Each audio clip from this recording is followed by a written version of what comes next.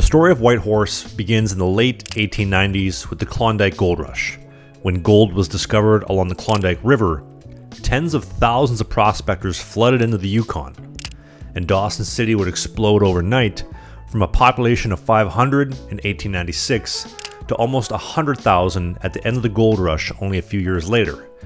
And when the news first broke of prospectors returning with more than $1.5 million worth of gold, it only fueled the frenzy.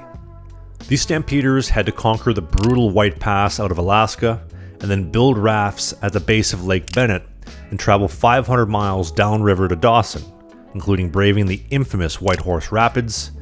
Few men would make it, and even fewer struck it rich.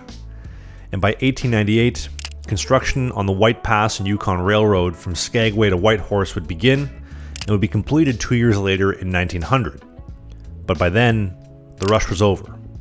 Dawson declined, and when the Alaska Highway bypassed it in 1942, it led to the growth of Whitehorse, which was connected to the highway, and by 1953, Whitehorse would replace Dawson as the capital of the Yukon.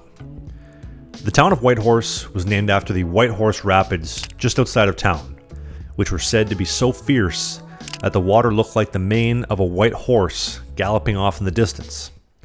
Today, Whitehorse is a northern hub of 31,000, nestled amidst the wilderness of the north, and with a surprisingly mild climate, being only 2 hours away from the Pacific Ocean in Alaska.